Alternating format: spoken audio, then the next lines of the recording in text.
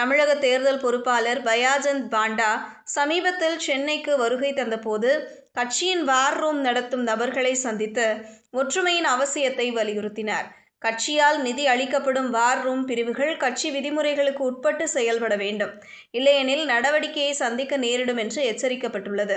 ஆனால் சமூக ஊடகங்களில் தீவிரமாக இருந்த திருவள்ளூர் பாஜக நிர்வாகி ஜானி ராஜா நீக்கப்பட்டது அண்ணாமலையின் ஆதரவாளர்கள் உட்பட ஒரு பிரிவினர் மத்தியில் கோபத்தை ஏற்படுத்தியுள்ளது. சென்னையைச் சேர்ந்த ஒரு மூத்த பாஜக தலைவர் அண்ணாமலையின் திமுக மீதான கடுமையான விமர்சனங்கள் கட்சிக்கு மக்கள் மத்தியில் பார்வையையும் தன்மையையும் வரவேற்பையும் பெற உதவியதாக கூறினார்.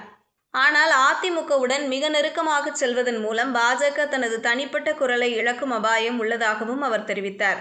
அனைத்து கட்சிகளிலும் கருத்து வேறுபாடுகள் இருப்பது சகஜம். எனினும் அவை உட்கட்சி விவாதங்கள் மூலம் கையாளப்பட வேண்டும் என்றும் பொதுவெளியில் வருவது நல்லதல்ல என்றும் அரசியல் நிபுணர்கள் எச்சரிக்கிறார்கள். தேர்தலுக்கு முன்னதாகவே வெளிப்படையான அதிருப்தி கட்சியின் பணிகளை பலவீனப்படுத்தும் என்றும் எச்சரித்துள்ளனர்.